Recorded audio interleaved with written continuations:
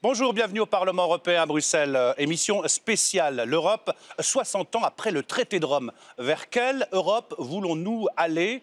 Pourquoi cette fracture entre l'Europe d'un côté et une grande partie des peuples européens? Pourquoi la construction européenne ne fait plus rêver aujourd'hui? Et comment relancer le projet européen? Ces questions, on va se les poser avec nos invités. Philippe Juvin, bonjour. Vous êtes eurodéputé du groupe PPE, le monsieur Europe du parti Les Républicains, soutien de François Fillon, candidat à la présidentielle. Merci d'être venu. À côté de vous, Philippe Lamberts, bonjour. Bonjour. Vous êtes eurodéputé belge, coprésident du groupe des Verts ici au Parlement européen. Soutien de Benoît Hamon pour la présidentielle? Absolument. Évidemment. Enfin, Édouard Ferrand, bonjour. Vous êtes eurodéputé du groupe Europe des Nations et des Libertés, député français au Parlement européen, selon votre expression, chef de file des élus Front National au Parlement européen. Première délégation française, un carton aux dernières élections européennes, 24 eurodéputés FN ici au Parlement européen, voilà. 23 maintenant je crois. Soutien de Marine Le Pen, candidate à l'élection présidentielle. Avant de débattre, et à l'heure où Donald Trump annonce la perte de l'Union européenne après le Brexit, retour sur 60 ans de construction européenne. Il y a 60 ans, le traité de Rome donnait le point de départ d'une politique commune. Le récit de Rabika.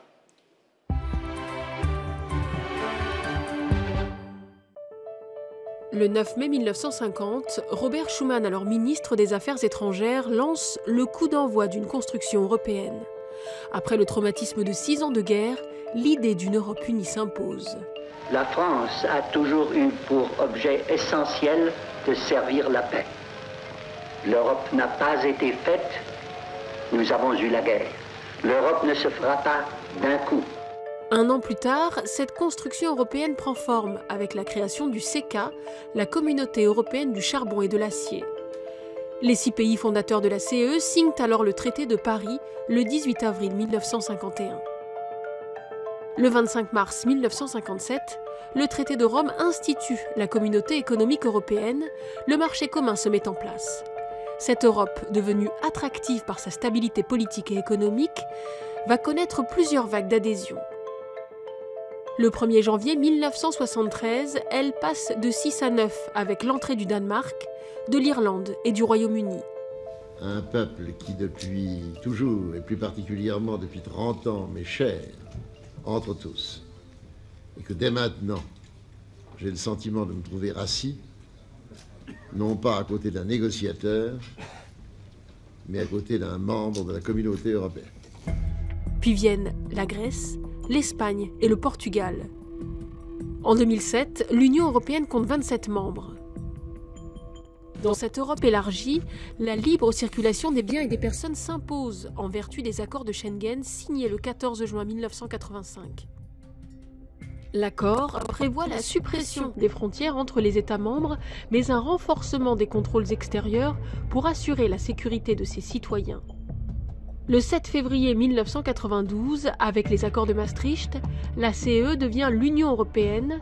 La mesure la plus emblématique et sans doute la plus controversée reste la limite de déficit de 3% de la richesse nationale et de 60% de la dette publique. Maastricht, c'est aussi le lancement de la monnaie unique européenne, l'euro, qui entrera en vigueur le 1er janvier 2001.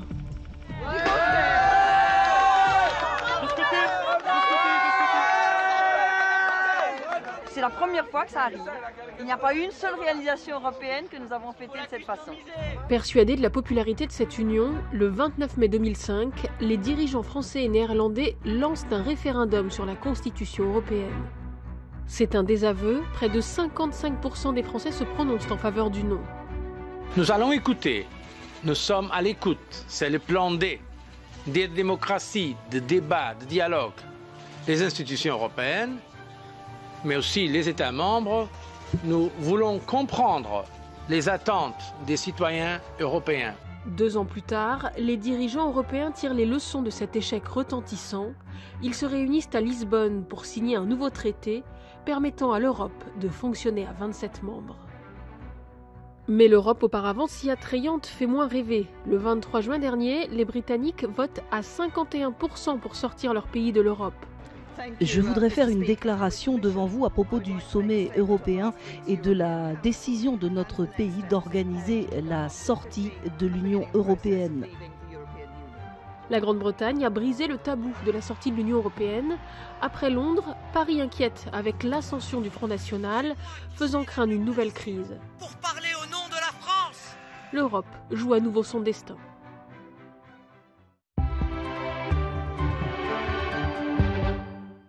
Voilà un sujet de Rabika. Question toute simple, 60 ans après le traité de Rome, pourquoi l'Europe ne fait plus rêver?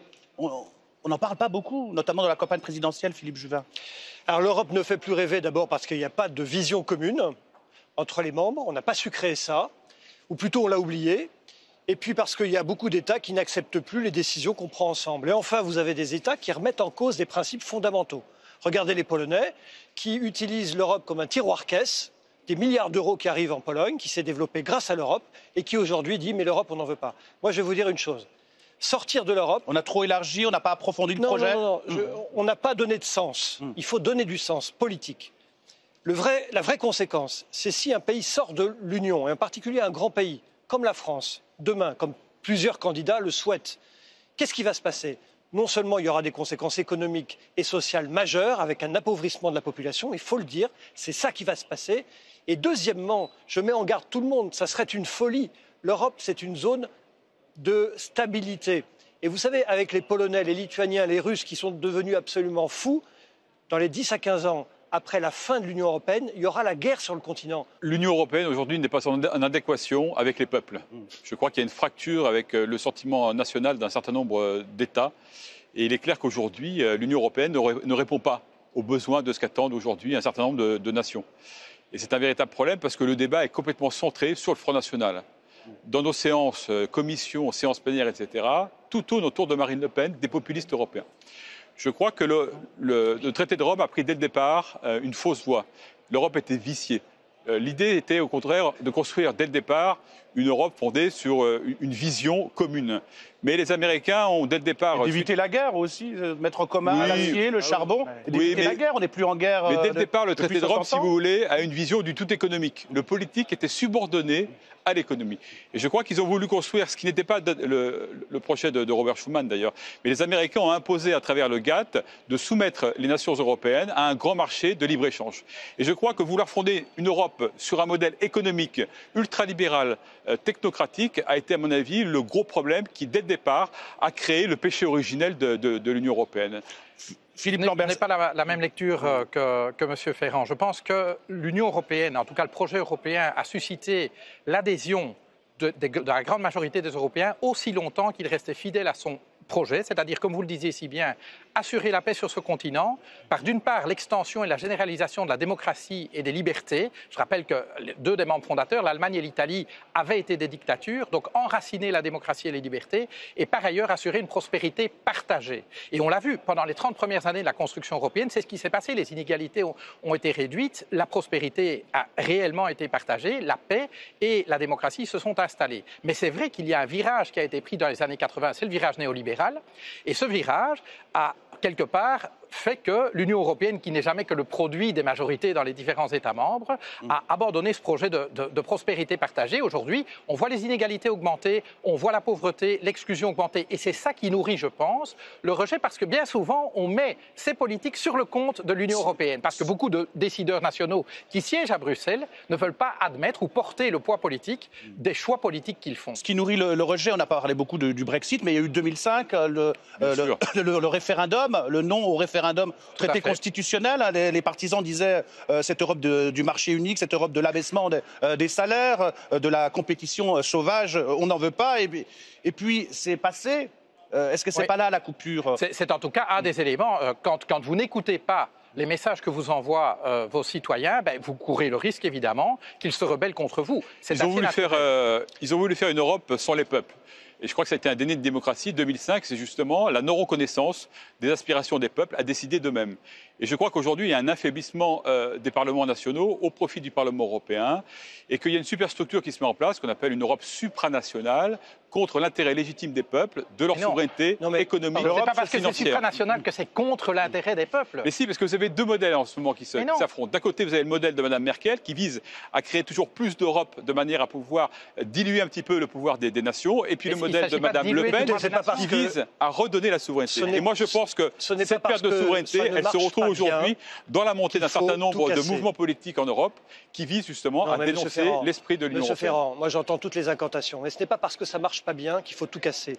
Deuxièmement, maintenant, qu'est-ce qu'on propose? C'est ça le sujet quand même. Exactement. Que veulent? Qu'est-ce qu'on propose? Nous, chez François Fillon, nous disons qu'au fond, l'Europe, il faut la refonder autour de deux cercles.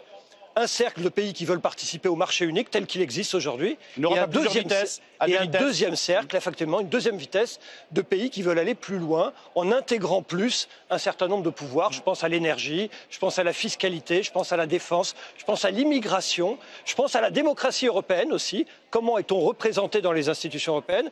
Eh bien, on aurait deux cercles, un cercle très intégré, la France, l'Allemagne, les pays fondateurs, le Benelux, les pays du Benelux, l'Italie, et puis un cercle plus grand, un grand marché. Mais si on ne fait pas ça, l'Europe va disparaître. Pour moi, les deux mots de l'Union européenne, c'est justement l'élargissement et les traités de libre-échange. Aujourd'hui, il y a 6 pays qui aspirent à rentrer dans l'Union européenne. On est déjà 28. 28 plus 6, ça fait 34. Mais personne ne veut ça, monsieur. Ben si, la Turquie notamment. Et monsieur, personne en Europe ne veut l'élargissement. Arrêtez vont arriver la Serbie, la Bosnie, l'épouvantail, c'est faux. Je pense qu'en effet, nous sommes déjà dans une Europe à plusieurs vitesses. Il y a 19 États qui partagent la monnaie unique et les autres ne la partagent pas. Ça crée déjà quelque chose d'assez radicalement différent. Maintenant, ce qui est clair, c'est que faire une monnaie unique et faire un marché unique sans faire une union fiscale et sociale, c'est mettre en concurrence les systèmes sociaux, c'est-à-dire les systèmes de protection sociale et les systèmes fiscaux des États membres, une concurrence dont les arbitres sont les multinationales. En 1999, lorsque s'est mis en place l'euro, on nous a dit avec l'euro, c'est plus de croissance, plus de pouvoir d'achat, il y aura plus de prospérité, les gens vont vivre mieux. Aujourd'hui, chez nous en France, la fin de mois, elle commence souvent en début de mois, malheureusement. Et donc, on regarde quoi? On regarde qu'aujourd'hui, les 5 pays qui ne sont pas membres de la zone euro, c'est-à-dire la Suède, la Norvège, le Danemark, la Suisse, l'Angleterre, vous savez très bien, vous confondez les responsabilités de l'Europe. Je vais essayer quand même de parler. Non, parce que je voudrais simplement dire que les pays qui ont aujourd'hui la meilleure croissance en Europe, ce sont les pays qui ne sont pas membres de la zone euro. Comment est-ce que vous l'expliquez? Monsieur, est-ce que vous croyez réellement qu'un pays, prenons l'exemple de la France, de 63 millions d'habitants, va arriver à peser dans un système mondialisé tout seul? Non, évidemment. Ça, c'est l'échec de nos gouvernements successifs, l'Europe doit être un véhicule de puissance pour les États-nations. C'est ça le sujet. Et la France, si elle veut être souveraine, elle doit avoir des éléments de puissance. Et les éléments de puissance, ils n'existent pas quand vous êtes seul et que vous êtes endetté. L'Europe, elle protège à condition qu'on sache s'en servir. Aujourd'hui, nous proposons de mieux nous en servir. Les seuls, nous disparaîtrons. Messieurs, on parle beaucoup de la percée de l'extrême droite en Europe.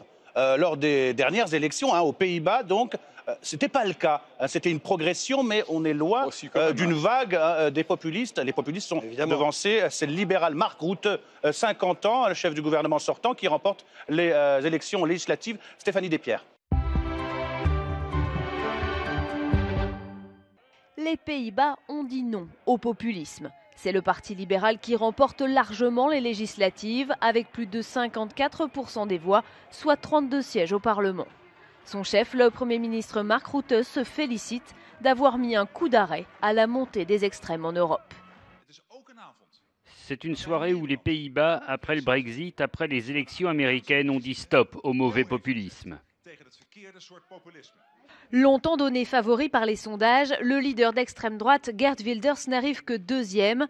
Son parti obtiendrait 19 sièges, c'est tout de même 4 de plus qu'en 2012, mais loin du raz-de-marée redouté par le reste de l'Europe. L'autre surprise, c'est la percée des écologistes menée par le trentenaire Jesse Klaver. Ils quadruplent leur score avec 16 sièges. C'est important pour tous les autres partis de gauche et progressistes dans le reste de l'Europe. Restez fidèles à vos principes. Quand un populiste dit que les réfugiés ne sont pas les bienvenus en Europe, tenez-vous-en à vos principes qui disent qu'ils sont bienvenus. Soyez progressistes, soyez fiers de vos idées et ne les cachez pas. Pour gouverner, Mark Rutte, l'actuel Premier ministre, va donc devoir former une nouvelle coalition. Geert Wilders s'est dit prêt à y participer, mais jusqu'alors, tous les autres partis ont refusé de s'allier avec le Trump néerlandais.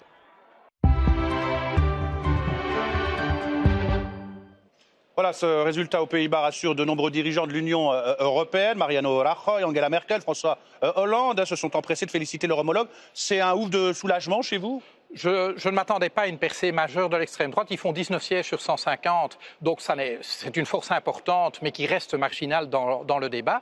À la fois, j'ai des motifs d'être satisfait. Le reportage l'a montré. Mes amis politiques, les Verts, ont fait une progression fulgurante et donc s'installent clairement dans le paysage néerlandais avec un message d'ouverture, un message pro-européen, un message de justice sociale. Et ça montre bien qu'il n'y a pas qu'une alternative au parti de la pensée unique qu'incarne malgré tout le Premier ministre Mark Rutte. Il n'y a pas que l'alternative des nationaux populistes, il y a l'alternative que les écologistes peuvent incarner. Ceci étant, les partis qui veulent continuer sur la voie de la pensée unique, c'est-à-dire la mise en concurrence des systèmes sociaux et fiscaux au profit des intérêts privés, l'augmentation des inégalités et ces choses-là, ces partis restent majoritaires aux Pays-Bas. Et donc, ça, évidemment, ça continue à m'inquiéter. Il est fort probable que la prochaine coalition néerlandaise poursuivra dans la direction des politiques néolibérales d'austérité. Et ça, évidemment, ce sont les politiques que nous combattons. Edouard Ferrand, c'est de mauvais augure pour Marine Le Pen, la défaite de Geert Wilders aux Pays-Bas? C'est pas une défaite parce que d'abord, il progresse, il prend 5 sièges de plus. Le Premier ministre, lui, baisse. Je crois qu'il y a eu la pollution de cette affaire de l'expulsion de 2 ministres turcs qui sont venus justement. Donc comme quoi un phénomène extérieur peut polluer une politique intérieure. On a perdu, je pense, l'enseignement du Brexit. Le Brexit, c'est quoi? C'est le refus de la politique de submersion migratoire, notamment l'affaire de Calais, et deuxièmement, la directive de détachement des travailleurs. Et je crois qu'aujourd'hui, il y a une aspiration des peuples européens à pouvoir travailler dignement chez eux, à faire en sorte que leur économie soit prospère. Et l'Europe ne répond pas à ces attentes. Le trio infernal qu'ont été Hollande, Juncker et Merkel, notamment sur la submersion migratoire, avec la volonté d'inclure la Turquie dans l'Union européenne, qui, à mon avis, est refusée par l'ensemble des peuples européens. C'est pas le cas pour D'autre part, cette directive détachement des travailleurs, aujourd'hui, c'est un véritable fléau. J'étais hier à Perpignan, notamment sur le problème de la viticulture. L'arrivée, notamment, de travailleurs équatoriens et du Maghreb crée une distorsion de concurrence, un dumping social qui est très important. Et je crois que les peuples européens ne veulent plus se voir imposer par la Commission de Bruxelles leur mode de travail. Écoutez, d'abord on mélange tout. Quand il y a des problèmes dans les pays, on met ça sur le dos de l'Europe. En général, c'est à cause des politiques nationales, et de l'Allemagne.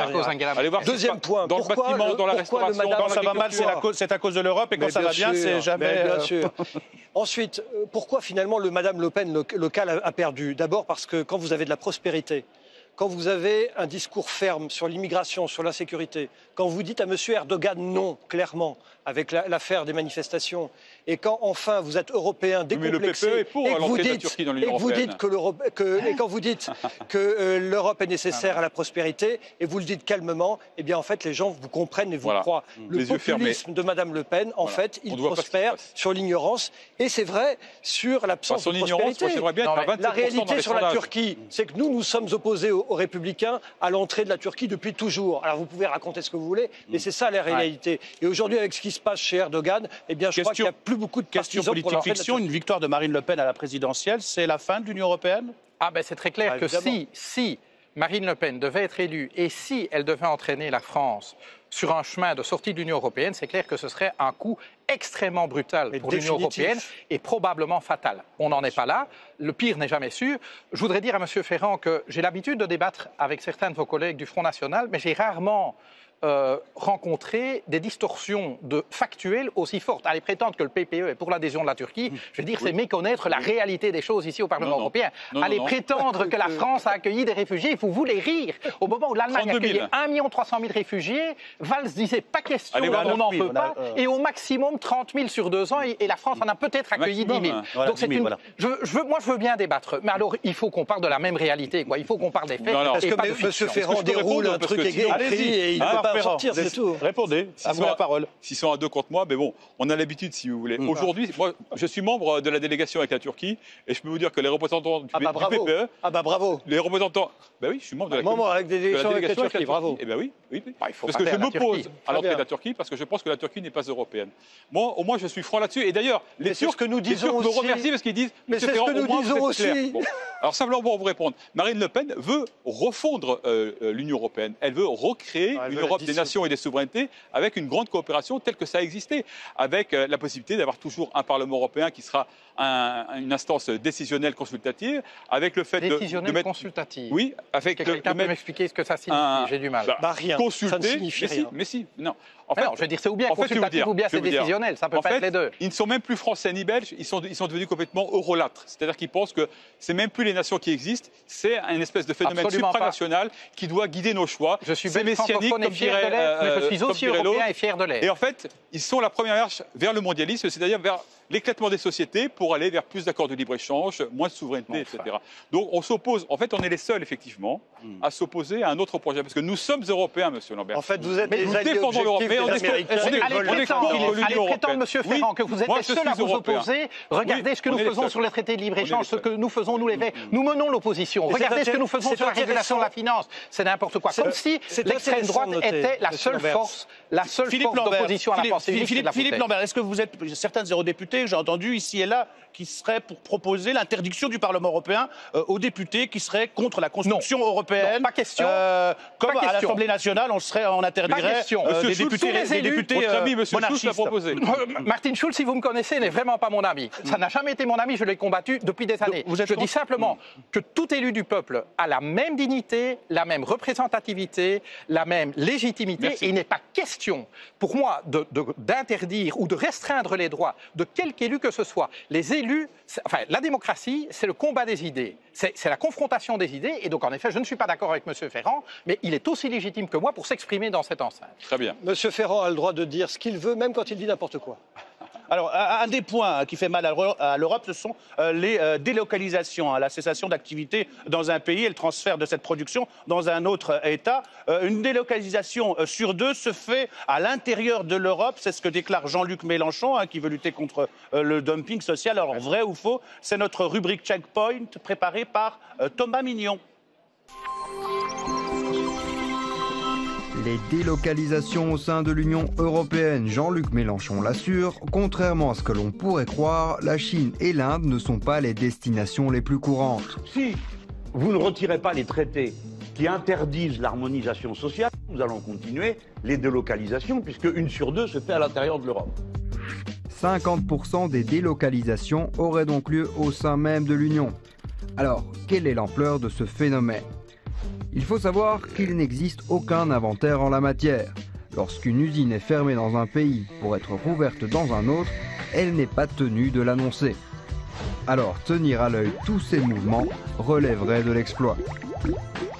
Mais une étude s'est penchée tant bien que mal sur le sujet. En se basant sur les délocalisations annoncées dans la presse au fil des années, elle a recensé 752 cas entre 2003 et 2016. Et parmi eux, 352 avaient pour destination de relocalisation un autre État membre de l'Union. Cela fait environ 47%. Il semble donc que Jean-Luc Mélenchon soit effectivement dans le vrai. Mais regardons un instant les délocalisations sous l'angle des pertes d'emplois engendrées. Lors des 752 délocalisations en Europe, un peu moins de 200 000 emplois ont été perdus.